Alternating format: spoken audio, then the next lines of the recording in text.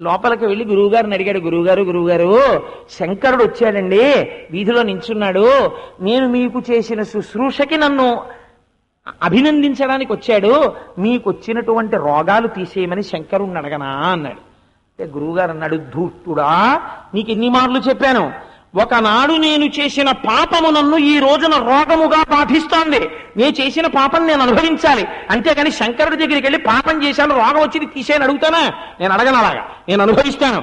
అది అడుగుతావా శంకరుణ్ణి? మహానుభావుడు, మోక్షం ఇవ్వగలిగిన వాడు, చెయ్యి అది అడక్కన్నాడు. ఇది గురువు అంటే. ఆయన ఏ స్థాయిలో నిలబడ్డాడో చూడండి. ఈయన వచ్చి కాళ్ళు పట్టుకుని నమస్కరించి అన్నాడు, మా గురువు గారికి అడగడానికి ఏం లేదుటండి, నాకు ఏం లేదు, ఈ మాట అంత అవసరం ఏమైనా వస్తే అప్పుడు అడుగుతానులేండి, మీరు వెళ్ళండి అన్నాడు. శంకరుడు తెల్లబోయి వెళ్ళిపోయి అసుర సంధ్య వేళలో దర్బార్ తీర్చాడు. దర్బార్ తీరిస్తే శ్రీమన్నారాయణుడు వస్తుంటాడు. అసుర సంధ్య వేళలో శంకరుడు కైలాసంలో నాట్యం చేస్తుంటే అందరూ వచ్చి తమ తమ సేవ చేసుకుంటూ ఉంటారు. చేసుకుంటున్నప్పుడు ఆయన కూడా మధ్యలో వాయిస్తూ ఉంటాడు. ఆ మధ్యలో వాయించడానికి వచ్చాడు. వచ్చినప్పుడు శంకరుడు అన్నాడు, ఏమయ్యో, నీకు కూడా శిష్యులంటే చాలా ప్రీతి కదా, గురువుని సేవించే వాళ్ళంటే, నువ్వు కూడా దత్తాత్రేయుల వారిగా వెళ్ళావు కదా, నీకు శిష్యులన్నా గురువు అన్నా చాలా ఇష్టం. ఎంత గొప్ప శిష్యుడయ్యా దీపకుడు, రేపటి రోజున ఒకసారి వెళ్ళి చూసిరా, అక్కడ ఉన్నాడు ఫలానా చోట అన్నారు. అంత గొప్ప శిష్యుడా, రేపు చూస్తానన్నాడు. అని వెంటనే శ్రీమన్నారాయణుడు వెళ్ళాడు. మర్నాడు ఈయన మళ్ళీ గంగకెళ్ళి స్నానం చేసి వచ్చాడు. ఈయన నించున్నాడు. ఈయన పాదాల మీద పడి స్తోత్రం చేశాడు. నాయనా, నేను శ్రీమన్నారాయణుడు అంటారా నన్ను, ఏమి శుశ్రూష చేశావురా, నీకేం కావాలన్నాడు. అదే అలా అస్తమానం అడక్కండి, ఏమనుకోవద్దు, ఎందుకనంటే మా గురువు గారికి ఇప్పుడు నేను అడిగేది ఏం లేదని చెప్పారు, మా గురువు గారి శుశ్రూష తప్ప నాకు ఇంకేం అక్కర్లేదండి, మా గురువు గారి శుశ్రూష ఏ కాలమునందైనా సరే మనస్సుకి నొప్పి అనిపించకుండా చేయగలిగినటువంటి దారుఢ్యాన్ని నాకు ఇవ్వండి చాలు, ఇంకా నాకేం అక్కర్లేదన్నాడు. అయ్య బాబోయ్, ఏం వరం కోరావురా నాయనా, నీలాంటి శిష్యుడు ఎక్కడ దొరుకుతాడు రా అని పొంగిపోయి వెళ్ళిపోయాడు ఆయన. వెళ్ళిపోతే 21 సంవత్సరములు గురువుని అలా సేవించాడు దీపకుడు. సేవిస్తే 21 సంవత్సరముల రోగానుభవము తర్వాత ఆయన పాపం పూర్తయిపోయింది. అయిపోయి మళ్ళీ వేదధర్ముడు తన యథాస్వరూపాన్ని పొందాడు. పొంది శిష్యుణ్ణి పిలిచి, కన్న తల్లి కూడా చేస్తుందో చేయదో అలా చేశావురా నాయన, శిష్యుణ్ణి అనిపించుకున్నావు, ఇది శిష్యుడంటే. ఎంత గొప్ప శుశ్రూష చేశావురా, జారిపోతావేమో అనుకున్నాను, కానీ నిలదొక్కున్నావు, మనస్సునందు కూడా అన్యభావన రానివ్వలేదు, నీకు ఏం కావాలో కోరుకో ఇస్తానన్నాడు. అంటే ఇప్పుడు చూడండి ఎంత గమ్మత్తైన కోరిక అడిగాడో. పరమశివుణ్ణి అడగలేదు, ఎవరి అవతారమో ఆ శ్రీమన్నారాయణుణ్ణి అడగలేదు. గురువుగారు భగవత్ కథ వింటే మీ నోటి వెంట వినాలి, పరవశించిపోయి చెప్పుకుంటారు కదా. గురువులకు గురువు అయిన దత్తాత్రేయుడి కథ మీ నోటితో చెప్పండి గురువుగారు, వింటాను, ఇదే నా కోరిక అన్నాడు. అప్పుడు వచ్చిందండి దత్తాత్రేయుల వారి కథ ప్రపంచంలోకి. అప్పుడు వేదధర్ముడు చూసి అన్నాడు, నాయన ఎంత గొప్ప కోరిక కోరావురా, 21 సంవత్సరముల శుశ్రూష తర్వాత గురువుగారు మీ కంఠంలోంచే వినాలనుంది దత్తాత్రేయుడి కథ, చెప్పరా అని అడిగావు, కాబట్టి నీకు తప్పకుండా చెప్తాను అని ఆ రోజున దత్తాత్రేయుల వారి యొక్క కథా విశేషాన్ని చెప్పడం ప్రారంభం చేశాడు. నీకు నేను ఇక్కడ ఒక విషయాన్ని ప్రస్తావన చేయవలసినటువంటి అవసరం ఉంది. దత్తాత్రేయుల అంటే నేను అందులో ఉన్నటువంటి అన్ని అధ్యాయాల్ని ఈ 9 రోజుల్లో పూర్తి చేయగలనా అంటే నిన్ననే నేను చేతులు ఎత్తేశాను, అది కుదిరే పని కాదు. నాకైతే ఇప్పుడు అనిపిస్తోంది కనీసం దానికి కూడా భాగవతంలాగో రామాయణంలాగో 45 రోజులు ఉండాలి. అలా అని ఇప్పుడు నేనే ఆ సాహసాలు చేయదలుచుకోలేదు. కాబట్టి 9 రోజుల్లో ఈశ్వరుడు ఎంత చెప్పిస్తే అంత చాలదా నా జన్మ ఉద్ధరింపబడడానికి? చాలు.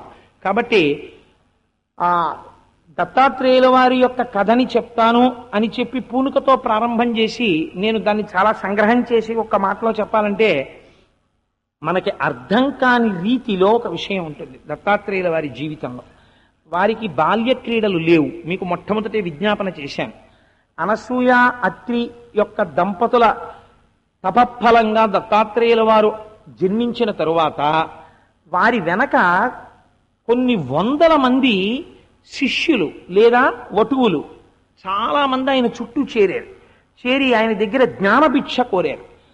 ఇది ఈ లీలతో మీకు గురు శిష్యుల యొక్క అనుబంధం ఏమిటో బయటపడిపోతుంది.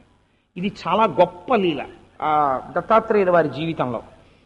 ఆయన ఒకనాడు ఈ శిష్యులందరూ ఆయన ఎక్కడికి వెడితే అక్కడికి వస్తుండేవారు, వెంట పడుతుండేవారు. ఒకసారి ఆయన ఏం చేశారంటే ఒక సరోవరం దగ్గరికి వెళ్ళి ఆ నీళ్లలో మునక వేసి ఉండిపోయారు.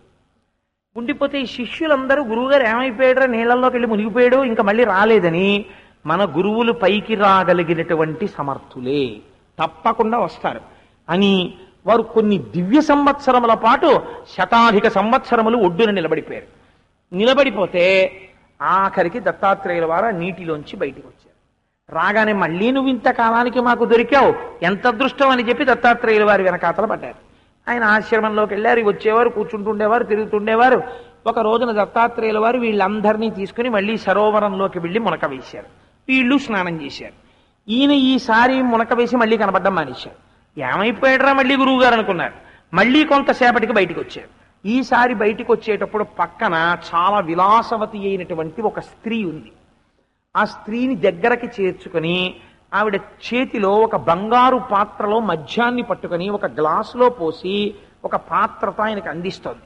ఆయన ఆ పాత్రతో మద్యాన్ని సేవిస్తూ తిరుగుడు పడుతున్నటువంటి కన్నులతో, ఉబ్బిపోయినటువంటి బుగ్గలతో, ఇరుపెక్కిపోయిన కన్నులతో ఆ స్త్రీ మీద పడి చుంబిస్తూ ఆవిడ్ని దగ్గరకి లాక్కుంటూ, సాధారణంగా ఆధ్యాత్మికత యందు ఎలా ఉండకుండా ఉండాలని కోరుకుంటారో అలా ఉన్నట్టు కనపడుతూ ఆయన బయటికి వచ్చి నడుస్తున్నారు. వీళ్ళందరూ ముక్కున వేలేసుకున్నారు. అరే రే, ఈయన రామనకు మోక్షం ఇప్పించేది, ఈయన చుట్టూనా మనం తిరుగుతున్నాం, కాబట్టి ఈయన్ని ఇప్పుడే మనం విడిచిపెట్టేద్దాం అని అందరూ విడిచిపెట్టి వెళ్ళిపోయారు. వెళ్ళిపోగానే దత్తాత్రేయుల వారు చూసి పరమ సంతోషాన్ని పొంది, అమ్మయ్య గొడవ వదిలిపోయింది అని ఆశ్రమంలోకి చేరి హాయిగా తన యోగ విద్యలో తను కూర్చున్నాడు. ఆయన కొల్హాపురం వెళ్ళి లక్ష్మీదేవి దగ్గర భిక్షబుచ్చుకునేవారు, గంగానదిలో స్నానం చేసేవారు, సహ్యాద్రి పర్వత శిఖరముల మీద విహరిస్తూ ఉండేవారు యోగిగా ఆశ్రమాల్లో. అలా విహరిస్తున్నటువంటి రోజులలో ఒక చిత్రమైనటువంటి సంఘటన ఇది. మన ఊహకి కానీ మన యొక్క విచక్షణకి కానీ ఇది అందుతుందా? ఇలా ఎందుకు చెయ్యాలి అసలు దత్తాత్రేయుల వారు? ఆయన వెనకాతల పడితే మాత్రం ఆయనకు వచ్చినటువంటి నష్టం ఏమిటి అంటే, గురుగీతలో పరమశివుడు పార్వతీదేవితో ఒక మాట చెప్తాడు. బ్రహ్మజ్ఞానమును పొందినటువంటి వ్యక్తి ఇష్టపడేది దేన్ని అంటే, ఏకాకి, నిస్పృహ, శాంత, చింతాసూయా వివర్జిత, బాల్యభావే నయోభాతి, శ్రీగురు అభిధీయతే. ఆ గురువు బ్రహ్మజ్ఞానిగా నిలబడిపోయిన తరువాత ఏకాకి తనొక్కడే ఉండడాన్ని ఇష్టపడతాడు. అస్తమానం చుట్టూ జనం చేరడాన్ని ఆయన ఇష్టపడడం. ఎందుచేత అంటే, మీకు నేను ఇందాక చెప్పాను, వాక్కు ఆ బ్రహ్మానంద స్థితిని భంగం పరుస్తుంది. అందుకని ఆ భంగపడకుండా ఉండాలంటే చుట్టూ జనం చేరి అస్తమానం మాట్లాడుతున్నాడు అనుకోండి, కొన్నాళ్ళకి ఏమైపోతుందో తెలుసా అండి, ఈ మాటలే మిగిలిపోతాయి. వాడితో మాటలు, వీడితో మాటలు, తన ధ్యానం సొన్నైపోతుంది. తను ఇంతకు ముందు చదువుకున్నటువంటి చదువు సొన్నైపోతుంది. ఎందుకని? అమ్మాయం లేదు. మళ్ళీ మళ్ళీ మళ్ళీ మళ్ళీ చదివిందేది, మళ్ళీ మళ్ళీ లోపల తిప్పిందేది, ధ్యానంలో కూర్చున్నదేది, పోతుంది తపశ్శక్తి అంతాను. అందుకని గురువులు ఏకాంతంలో ఉండడానికి ఇష్టపడతారు. చంద్రశేఖర పరమాచార్య స్వామి అంతటి మహాప్రాజ్ఞులు కూడా అస్తమానం జనం వచ్చి విసిగిస్తారని ప్రయత్నపూర్వకంగా మౌనము అని కొన్నాళ్ళు ఎవ్వరితో మాట్లాడకుండా ఒక పర్ణశాల వేసుకుని ఆ పర్ణశాలలో ఉండిపోయేవారు. దర్శనాలు ఉండేవి కావు. ఎందుకని అంటే, తమలో తాము రమిస్తూ మళ్ళీ ఆ బ్రహ్మానంద స్థితిలో కొంతకాలం ఉంటారు. ఏకాకి, నిస్పృహ, దేని గురించినటువంటి స్పృహ వారికి ఉండదు, దేని గురించి వారేం బాధపడరు.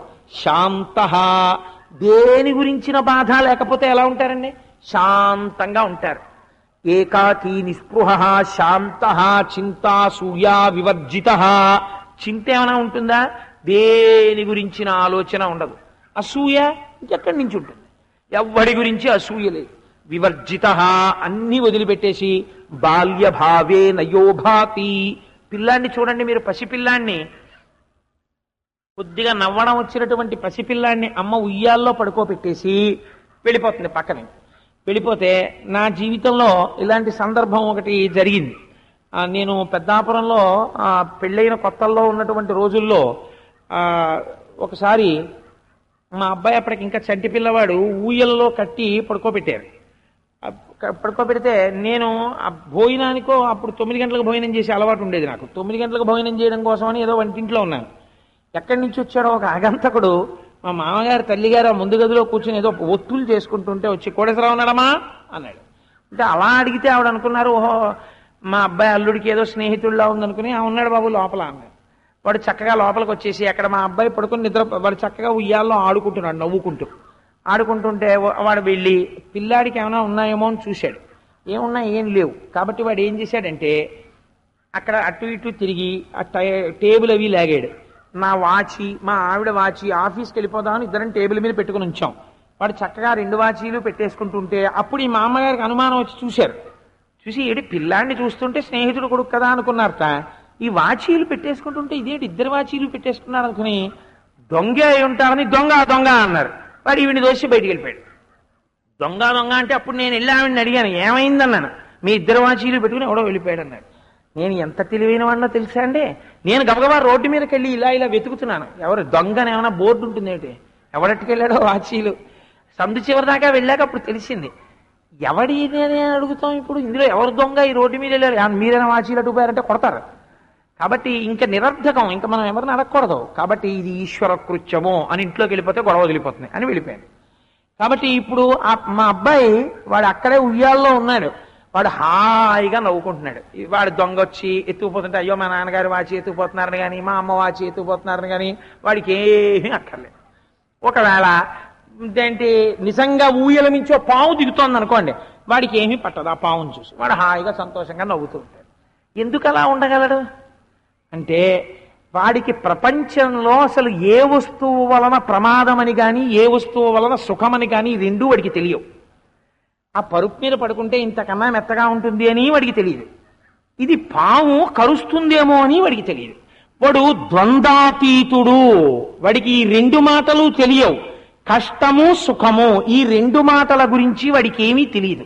తెలియకపోవడం వల్ల వాడు ఎప్పుడు నవ్వుకుంటూనే ఉంటాడు. పావును చూసినా పట్టుకుంటాడు, తేలిని చూసినా పట్టుకుంటాడు, మరిగిపోయిన పాలగిన్నే పట్టుకుంటాడు, అమ్మ కాళ్ళు పట్టుకుంటాడు, అమ్మ మంగళసూత్రాలు పట్టుకుంటాడు, నాన్నగారి మెళ్ళలో ఉన్న యజ్ఞోపవీతం పట్టుకుంటాడు. ఎందుకు పట్టుకుంటాడు? వాడికి తెలియదు అలా పట్టుకోకూడదు, అమ్మో పెరిగితే ఇబ్బంది అని వాడికి ఏం తెలియదు. అన్నిటికీ ఒకవేళ వాడిని తీసేసి మీరు కొట్టలేక అన్నారనుకోండి, వాడు పక్కుని నవ్వుతాడు, బోసినొడతాడు. వాడు నవ్వు చూసి మీరు ముద్దెట్టుకోవాలంతే. ఏమిటది? బాల్య భావే నయో భాతి. అంత అమాయకత్వంతో వాడికి ఏమీ తెలియనితనమే వాడికి ఉన్న ఆనందం. అలా ఆయనకి దేని గురించి పట్టకుండా ఎప్పుడు ఆత్మస్థితిగతుడై తనలో తాను నవ్వుకుంటూ ఆనందపడిపోతూ ఉంటాడు యోగి. అలా ఉన్నవాడికి చుట్టూ జనం చేరడం మొదలు పెడితే వాడి బ్రహ్మజ్ఞానం పాడైపోతుంది. అందుకని తనంత తానుగా వాళ్ళని పంపించేస్తాడు. పంపించేయాలంటే వాళ్ళకి ఎంతమందికి గురువు మీద నిజంగా ప్రాజ్ఞత ఉన్నదో పరీక్ష చేసి చూడాలి. అలా కనబడితే మాత్రం మా గురువుగారు కాకుండా పోతాడా, ఇదో పరీక్ష అన్నవాడు ఎవడైనా ఉంటే నిలబడతాడు. లేకపోతే మొత్తం పురుగులు రాలిపోయినట్టు రాలిపోతాడు. ఏమైపోయారు? ఇంతమంది వెళ్ళిపోయారు. ఆయన ఏమైనా పాడైపోయాడా? దత్తాత్రేయుల వారికి ఏం లోట్లేదు. ఎందుకని? ఆయనకి హాయిగా ఏకాంతం మిగిలింది. తన యోగ విద్యలో తానున్నారు. ఇది గురువుకి ఉండవలసిన లక్షణము, శిష్యుడికి ఉండకూడని లక్షణము. గురువుని ఎప్పుడు పడితే అప్పుడు ఎక్కడ పడితే అక్కడ ఎవరో ఏదో మాట చెప్పారనుకోండి, ఆ మాట చెప్పగానే వెంటనే గురుత్వాన్ని ఆయన ఎందు గురుత్వమును నేను వదిలివేయుచున్నాను అనీకూడదు. తన గురువు అంటే గురి, అంత గబుక్కుని గురువుని శంకించడం, గురువుని వదిలిపెట్టడం చెయ్యకూడదు. గురువు కూడా శిష్యుణ్ణి అలా వదిలిపెట్టేటట్టుగా అస్తమానం పరీక్ష చేయకూడదు. కానీ ఒక్కొక్కసారి నిజంగా శిష్యుడు ఆ స్థాయిలో నిలబడగలిగిన వాడేనా, వాణ్ణి నేను శిష్యుడిగా ఆదరించి అంత సమున్నత స్థితికి తీసుకెళ్లొచ్చా అంటే ఒక పరీక్ష పెట్టి చూడాలి. అప్పుడు ఒక పరీక్ష పెట్టారు. ఈ మాత్రం పరీక్షకి ఎన్ని వేల మంది వెళ్ళిపోయారో చూడండి. ఎవరు మిగిలారు? దత్తాత్రేయుల వారు ఒక్కరే మిగిలారు. ఒక్క దత్తాత్రేయుల వారు మిగిలిపోవడం వల్ల దత్తాత్రేయుల వారికి నష్టం ఏమైనా వచ్చిందా? ఏమీ లేదు. ఆయన ఇంకా హాయిగా ఉన్నారు. ప్రపంచంలో ఇదే మీరు గమనించవలసిన స్థితి. ఇదే దేహ సంబంధులు అందరూ వదిలేశారనుకోండి, వాడు కష్టంలోకి వెళ్ళిపోతాడు. అయ్యో నన్ను అందరూ వదిలేశారండి అంటాడు. అందరూ వదిలేస్తున్నారు అనుకోండి, నిజమైన గురువు పొంగిపోతాడు. అమ్మయ్య గొడవ వదిలిపోయిందండి, హాయిగా నా అనుష్ఠానం నేను చేసుకుని, నా ధ్యానం నేను చేసుకుని, హాయిగా 4 పుస్తకాలు చదువుకుని ప్రశాంతంగా పడుకుంటానంటాడు. కాబట్టి ఇప్పుడు ఏమైపోయింది? ఏకాకి, నిస్పృహ, శాంత, చింతా సూర్యా వివర్జిత, బాల్యభావే నయోభాతి. కాబట్టి గురువు అని పిలిపించుకోవడం కూడా ఎంత కష్టమో, అలా పిలిపించుకోవాలంటే ఎన్ని లక్షణాలు ఉండాలో, అలా అటువంటి లక్షణాలు లేకుండా కేవలం 4 మాటలు చెప్పినంత మాత్రం చేత పూజ్య గురువులు అని ముందు పిలిపించుకుంటే అది ఎంత అసహ్యంగా ఉంటుందో. అట్టకిరీటం తల మీద పెట్టుకుని నేను చక్రవర్తిని అన్నవాడు ఎలా ఉంటాడో, నాబోటిగాడు పూజ్య గురువులని పిలిపించుకోవడం అలాగే ఉంటుంది. ఆ మాట ఎవరికి చెల్లుతుంది? ఒక రమణులకో, ఒక రామకృష్ణ పరమహంసకో, ఒక దత్తాత్రేయుల వారికో చెల్లుతుంది. వారు మహాపురుషులు కనుక గురువు అని అనిపించుకోవడం కూడా అందరికీ సాధ్యం కాదు. అలా ఉండగలిగిన వాడు ఎవరున్నాడో, ద్వంద్వాతీతుడై తనలో తాను రమిస్తూ సంతోషంగా ఎవడుండగలడో, సంబంధములు తగ్గుతున్న కొద్దీ ఎవడు పొంగిపోతాడో వాడు నిప్పులో కాల్చబడిన బంగారముల నిగ్గు తేల్తాడు. అటువంటి వాడు గురువై ఏకాకి అయి పరమ సంతోషాన్ని అనుభవిస్తాడు. కాబట్టి ఇటువంటి పరీక్ష చెయ్యడం కోసం, ఇటువంటి స్థితిని చూపించడం కోసం మహానుభావుడు దత్తాత్రేయుల వారు ఆ మొట్టమొదటి లీల చేశారు జీవితంలో. దత్తాత్రేయుల వారి యొక్క జీవితంలో ఉన్న చాలా ఆశ్చర్యకరమైనటువంటి విషయం ఏమో తెలుసా అండి మీకు? దత్తాత్రేయుల వారు ఇంత గొప్ప స్థితిని పొంది ఇంత గొప్ప గురువు అవడానికి దత్తుడికి గురువు ఎవరు? ఆయనకు గురువు ఉండాలి కదండి. మరి ఈయన గురువు అవ్వాలంటే ఎవరిని గురువుగా స్వీకరించి దత్తాత్రేయుల వారు ఇంత వారైనారు అంటే, దత్తాత్రేయుల వారు స్వీకరించినటువంటి గురువులు 24 మంది. 24 మంది గురువులు వింటే మనం తెల్లబోతాం. అవన్నీ ఎలా ఉంటాయో తెలుసా అండి? పృథివీ, ఆపస్తేజో, వాయు, ఆకాశములు, సముద్రుడు, చంద్రుడు, పాము, ఒక కీటకము, పతంగము, తుమ్మెద, హరిణము, ఊర్ణనాభి, లకుముకి పిట్ట, బాలుడు, భ్రమరకీటము, ఒక వేశ్య, పింగళ, ఒక స్త్రీ, వీళ్ళందరూ 24 మంది దత్తాత్రేయుల వారికి గురువులు. 24 మంది వీళ్ళు ఎలా అవుతారండి దత్తాత్రేయుల వారికి గురువులు? మనకు ఆశ్చర్యంగా ఉంటుంది. కానీ దత్తాత్రేయుల వారికి 24 మంది గురువులే. ఇవాళ నేను దత్తాత్రేయుల వారి గురువుల గురించి అని అన్నాను కాబట్టి ఒక గురువు గురించి చెప్పే ప్రయత్నం చేస్తాను. ఒక్క ఉదాహరణ, 24 మంది, నేను ఆ 24 మంది గురించి మాత్రం చెప్పడంలో నేను ఏదో 1-2 చెప్పి మిగిలిన వదిలేస్తాను అనను. 24 చెప్తాను, ఎందుకంటే అది జీవితంలో చాలా ప్రధానమైన ఘట్టం. చూడండి, నీరు ఉదాహరణకి తీసుకోండి. ఆయనకున్న గురువుల్లో నీరు ఒక గురువు. నీరు గురువు ఎలా అవుతుందండి అంటే, దత్తాత్రేయుల వారు అన్నారు, నీటి నుండి నేను 3 విషయములు నేర్చుకున్నాను. ఏమిటి ఆ 3 విషయాలు అంటే, ఒకటి నిర్మలత్వము. నీరు నిర్మలంగా ఉంటుంది. నీరు ఎందుకు నిర్మలంగా ఉంటుంది మీరు ఆలోచించండి. నీరు కదులుతోంది అనుకోండి, బిందిలో నీటిలో మట్టి ఉంది, మీరు ఇలా తిప్పుతున్నారనుకోండి నీటిని, ఆ నీటిలో మట్టితో కలిసి నీరు ఉంటుందా? నీరు నిర్మలంగా ఉంటుందా? నీరు నిర్మలంగా ఉండాలంటే నీరు నిశ్చలంగానన్నా ఉండాలి, లేదా ప్రవాహము తన కింద ఉన్నటువంటి కష్వలాన్ని కలుపుకునే రీతిలో ఉండకుండానన్నా ప్రవాహంతో వెళ్ళిపోతూ ఉండాలి. అలా కాకుండా గిరగిరగిరగిరగిరగిర తిరుగుతోంది అనుకోండి, అప్పుడు దాంట్లో ఉన్న కష్వలం దానిలోనే తిరగడం మొదలు పెడుతుంది. గురువు నిర్మలంగా ఉండాలంటే ఎలా ఉండాలి అంటే, గురువు ముందు తన ఇంద్రియములను తాను శోధించుకుంటూ ఉండాలి. ఎప్పుడు గురువుగా నిలబడాలనుకున్నవాడు తనని తాను నిరంతరము పరిశీలనం చేసుకుంటూ ఉండాలి. ఇది అశిధారావ్రతము. కత్తి మీద నడవడం ఎటువంటిదో గురువుగా ఉండడం అటువంటిది. ఎక్కడా తను తడబాటు పడకూడదు. పడకుండా ఉండాలంటే తన ప్రవర్తనని తాను వెనక్కి తిరిగి చూసుకుంటూనే ఉండాలి. నేను ఎక్కడైనా పొరపాటు చేస్తున్నానా? ఇంద్రియాలు ప్రలోభానికి గురి చేస్తాయి. ప్రలోభానికి గురి కాకుండా ఇంద్రియాల్ని ఎప్పుడూ కట్టడి చేసి తనని తాను పరిశీలనం చేసుకోవడం రావాలి. అలా ఆత్మ పరిశీలనం చేసుకోవడము వచ్చిన వాడెవరో వాడు మాత్రమే గురువుగా ఉండగలడు. ఆత్మ పరిశీలనం లేకుండా ఇంద్రియాలకి మనస్సుకి గురువు కూడా లొంగిపోయాడు అనుకోండి, ఇంకా గురువుకి నిర్మలత్వం రమ్మంటే ఎక్కడి నుంచి వస్తుంది? చాలా కష్టం. మీకు నేను ఒక ఉదాహరణ చెప్తాను. చంద్రశేఖర పరమాచార్య స్వామి వారికి ఒకసారి కనకాభిషేకం చేస్తా ఉన్నారు. కనకాభిషేకం చేస్తానంటే చంద్రశేఖర పరమాచార్య స్వామి వారు అంగీకరించారు. సరే, నాకు కనకాభిషేకం చేయండి అన్నారు. బంగారపు రజను తీసుకొచ్చారు. తీసుకొచ్చి, అయ్యా ఈ బంగారు రజనుతో మీకు అభిషేకం చేస్తాం, ఎక్కడ చెయ్యమంటారు అభిషేకం అన్నారు. అంటే పరమాచార్య స్వామి వారు ఒక విచిత్రమైన కోరిక కోరారు. నాకు ఎక్కడ చేస్తారో తెలుసా, కంచిలో ఉన్నటువంటి కామాక్షి అమ్మవారి ఆలయంలో ఉన్న కోనీటిలో కూర్చోబెట్టి నాకు అభిషేకం చేయండి అన్నారు. అంటే అదేంటండి అలాగా అని అడగలేరు కదా శిష్యులు, ఆయన పరమాచార్య స్వామి. అందుకని సరే అయితే అలాగే చేస్తాం అన్నారు. అన్న తర్వాత పరమాచార్య స్వామి వారిని మేళతాళాలతో ఊరిరిగింపుగా తీసుకెళ్లారు కోనేటి దగ్గరికి. ఆయనకి ఇంకా కనకాభిషేకం జరగాలి.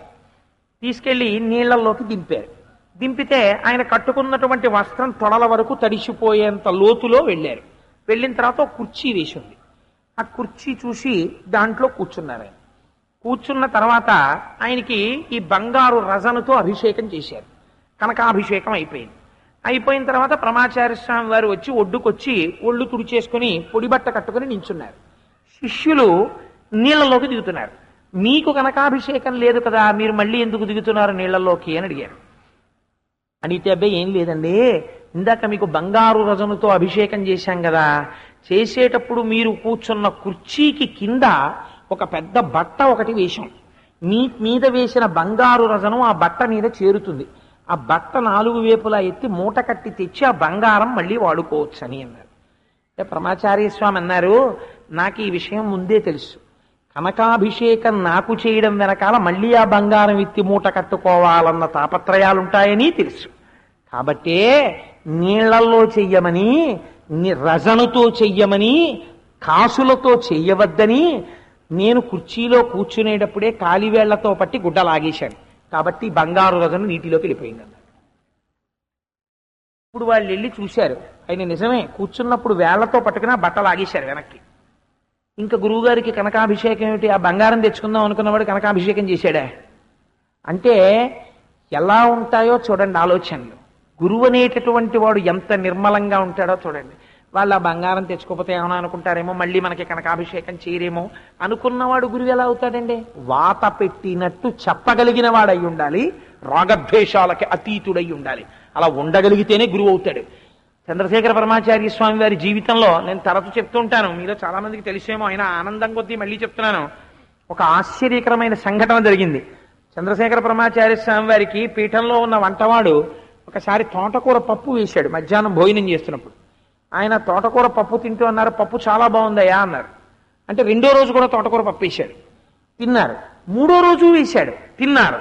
4వ రోజు వేశాడు, తిన్నారు. 5వ రోజు తెచ్చాడు. ఇవాళ ఏమిటి పదార్థాలు అని అడిగారు. తోటకూర పప్పు అన్నాడు. అంటే ఆయన అన్నారు, ఇవాళ నేను భిక్ష తీసుకోవట్లేదు. తీసుకెళ్ళిపోయాడు. మరునాడు మళ్ళీ భిక్ష వడ్డించబోతున్నారు. నేను భిక్ష తీసుకోవట్లేదు అన్నారు. మళ్ళీ మర్నాడు వచ్చి అడిగాడు, నేను భిక్ష తీసుకోవట్లేదు అన్నారు. ఇప్పుడు ఆశ్రమంలో కలకలం బయలుదేరింది. అప్పుడే 3 రోజులు అయింది పరమాచార్య స్వామి భిక్ష తీసుకోవట్లేదు. ఎందుకు తీసుకోవట్లేదు, మరి ఏం చేస్తున్నారు అని. భిక్ష తీసుకోవలసినటువంటి సమయానికి పరమాచార్య స్వామి వారి గోశాలలోకి వెళ్ళి ఆవు పేడ కొంచెం తీసి నాలుక మీద రుద్దుకుని ఆ నోరు కడుక్కుని వచ్చి కూర్చునేవారు. ఎవరు పడితే వాళ్ళు పీఠాధిపతుల్ని మీరు భోజనం ఎందుకు చేయలేదు అని అడగకూడదు, భిక్ష ఎందుకు చేయలేదని ఆస్థాన పౌరాణికుల్ని పిలిపించారు. వారు వెళ్ళి అడిగారు, మీరు ఎందుకు చెయ్యలేదు భిక్ష అని. అంటే పరమాచార్య స్వామి అన్నారు, నేను కట్టుకున్నది కాషాయం. కాషాయం అంటే ఎంత పవిత్రమైందో చూడండి. అందుకే నేను కట్టుకున్నది కాషాయం, పట్టుకున్నది సత్యదండం, కుడి చేతిలో కమండలం. శంకరాచార్యుల వారు పెట్టినటువంటి పీఠానికి నేను అధిపతిని. నేను ఎక్కడికైనా వస్తే జగద్గురు శంకరాచార్య పరంపరాగత కంచి పీఠాధిపతులు పరమహంస పరివ్రాజకాచార్య శ్రీ శ్రీ శ్రీ చంద్రశేఖరేంద్ర సరస్వతి మహారాజ్ వచ్చారని చెప్తారు. అలాంటి నేను ఈ తుచ్చమైనటువంటి నాలుక రుచి కోసమని ఒక పప్పు పేరు అడిగాను. ఏ పప్పు అది రుచిగా ఉందని. అంటే నా నాలుక లొంగిపోయిందా లేదా? శంకరాచార్యుల వారి పరంపరాగత పీఠమునకు ఆధిపత్యము వహించిన నేను ఒక తోటకూరకి లొంగిపోయిన వాణ్ణి రేపు నేను వెళ్ళి ఇంద్రియ నిగ్రహం గురించి ప్రజలకి ఏం చెప్పను. అందుకే ఈ నాలుకని గోమయంతో 3 రోజుల నుంచి శుభ్రం చేస్తున్నాను, ఇంకెప్పుడు రుచి గురించి మాట్లాడకనన్నారు. తెల్లబోయారు అందరూ. ఇది నిర్మలత్వం అంటే. అమలం కమలోద్భవ గీత గుణం సమదం సమదాసురనాశ కరం రమణీయ రుచిం కమనీయ తనం నమ సాంబ శివం తపాపహరం శివం శంకరం బంధురం సుందరేశం నటేశం గణేశం గిరీశం మహేశం దినేశేందు నేత్రం సుగాత్రం మృడానీపతిం శ్రీగిరీశం హృదా భావయామి. మహానుభావులు అటువంటి స్థితిలో ఉండేవారు, అంత నిర్మలత్వంతో. అందుకని నీటిని చూసి నేను అలా నిర్మలంగా ఉండి నాలో ఉన్న కష్మలములను కిందకి దింపడం నేర్చుకున్నాను కాదు, నీటిని చూసి శీతలత్వమును నేర్చుకున్నాను. శీతలత్వం అంటే చల్లతనం. నీటిని చూసి నేను మధురముగా మాట్లాడడం నేర్చుకున్నాను. మాట కంటి చూపు గురువుల్ది ఎంత చల్లగా, ఎంత అవతల వారిని ప్రశాంతపరిచేటట్టు ఉండాలో తెలుసా అండి. మీకు ఒక్క ఉదాహరణ చెప్తాను నేను. సూరి నాగమ్మ గారని ఒక మహాతల్లి. ఆవిడ ఎటువంటి నక్షత్రంలో పుట్టిందో, ఎన్ని బాధలు పడిందో తల్లి. నిజంగా ఆవిడికి 4వ ఏట తల్లిగారు చచ్చిపోయారు, 8వ ఏట తండ్రి గారు చచ్చిపోయారు, 11వ ఏట వివాహం చేశారు, 12వ ఏట భర్తగారు చచ్చిపోయారు. చచ్చిపోతే తండ్రి గారికి ఉన్నటువంటి ఒక పెద్ద మేడలో సూర్యచంద్ర కిరణములు పడనటువంటి ఒక గదిలో బ్లేడ్లు ఎలా ఉంటాయో అలాంటి చాప అల్లబడినటువంటి ఒక చింకి చాప మీద ఆవిడ్ని పడుకోబెట్టారు. కొన్ని సంవత్సరముల పాటు తలగడ లేకుండా చేతిని తల కింద పెట్టుకుని ఆ తల్లి సూర్యచంద్ర కిరణములు చూడకుండా పడుకుంటే బల్లెంత అయిపోయారు ఆవిడ. అయిపోయి పడుకుంటే ఒక రోజు రాత్రి, ఈ జన్మకి ఇంక తల్లి లేదు, తండ్రి లేడు, భర్త లేడు, ఎవ్వరికీ పనికిరాను, నన్నెవ్వరూ చూడను కూడా చూడరు, నన్ను ఉద్ధరించగలిగిన వాడు ఎవడైనా ఉన్నాడా, లేనప్పుడు నేను ఎందుకు బతికున్నట్టు అని పరివేదన పొంది ఎవరైనా తలుపు తీస్తే ఏడిచేవారు ఆవిడ. ఏడిచి పడుకుంటే గోచి పెట్టుకుని వీరాసనం వేసుకుని ఒక మహాపురుషుడు నీకేం భయం లేదని ఆశీర్వచనం చేస్తూ కలలో కనబడ్డాడు. ఆయనే భగవాన్ రమణులు తర్వాతి కాలంలో. ఆ తరువాత ఆవిడ ఎన్ని కష్టాలు పడ్డారో. ఆఖరికి ఆవిడ 10 మందిలో భజన కెడితే, నువ్వు విధవవి, నీకు జుట్టుండడానికి వీల్లేదంటే ఒకానొక సమయంలో తలనీలాలు ఇచ్చేయడానికి ఆవిడ తిరుపతి వెళ్ళిపోయారు. వెళ్ళిపోతే తీరా తిరుపతి వెళ్ళిన తర్వాత వాళ్ళ బంధువులు పోయారని టెలిగ్రామ్ ఇస్తే తలనీలాలు ఇవ్వకుండా వెనక్కి వెళ్ళిపోయారు. ఓహో, వెంకటేశ్వరుడు ఒప్పుకోవట్లేదు, నేను దేనికో పనికొస్తానన్నమాట అనుకున్నారు ఆవిడ. అనుకుని రమణ మహర్షి ఆశ్రమానికి వెళ్ళారు. లోకమంతా ఛీ ఛీ ఛీ అంటే రమణులొక్కరే ఆవిడ్ని చూడగానే ఆవిడ రాసుకున్నారు. నిజంగా కన్నీటిని అమృతంగా మార్చి రాసుకుంది ఆవిడ. సూర్య నాగమ్మ గారు తన పుస్తకంలో మొట్టమొదటిసారి నన్ను భగవాన్ తల ఎత్తి నా వంక చూసినప్పుడు నేను నా జీవితంలో పొందినటువంటి ఆనందము అప్పటి వరకు నేను ఎరగను. పరమేశ్వరుడు నా వంక చూసినంత ఆప్యాయతతో చూశారు. నేను వారి మ్రోల వెళ్ళి 4వ రోజున నిలబడి భయంతో మాట్లాడలేక నిలబడితే అక్కడ ఉన్నటువంటి పరిచారికలు సూర్య నాగమ్మ గారట, ఆవిడ పేరు మీతో మాట్లాడతారటేదో అన్నారు. ఏమి అన్నారు మహర్షి. ఆయన ఎక్కువ మాట్లాడేవారు కాదు. ఏమి అన్నారు. ఆయన కళ్ళల్లోకి చూస్తూ ఆ కళ్ళల్లో ఉన్నటువంటి వాత్సల్యాన్ని చూసి, ఈయనే నాకు కలలో కనపడిన సద్గురు అని, తాను నోట మాట్లాడలేక మీరే నన్ను ఎలాగైనా కడతేర్చాలి అన్నారు ఆవిడ. అంతే, అదొక్కటే మాట సూర్యనాగమ్మ గారు మాట్లాడింది. అలాగే అంతే రమణ మహర్షి అన్నమాట. మీరు కావాలంటే నేను అబద్ధం చెప్పానంటే సూర్యనాగమ్మ గారి జీవిత చరిత్ర తెరవండి. అంతే, వెళ్ళిపోయారు. ఆ తల్లి జీవితం రమణ మహర్షి సేవలో పునీతం అయిపోయింది. రమణులు నోరు విప్పి మాట్లాడింది ఏమిటో ఇవాళ మనకి తెలియాలంటే ఒక్కొక్క సందర్భంలో వారు మాట్లాడిన మాటలన్నీ అన్నగారికి ఆవిడ లేఖలుగా రాస్తే, సూర్య నాగమ్మ గారి లేఖలు అన్న పుస్తకం పేరు మీద ఇవాళ దేశములలో ఎన్ని కోట్ల మందిని ఉద్ధరించిందో ఆ తల్లి. కాబట్టి ఒక సద్గురు అంటే తన మధురమైన భాషణతో, తన చల్లటి చూపుతో లోకమంతా పనికిరాదన్న గుడ్డి పువ్వుని పారిజాతంగా మార్చగలిగినటువంటి సమర్థుడు సద్గురువు. అది వారి వాత్సల్యం. అందుకని నేను నీటిని చూసి ఇది నేర్చుకున్నాను. ఎంత గొప్ప మాట మాట్లాడారు చూడండి దత్తాత్రేయుల వారు.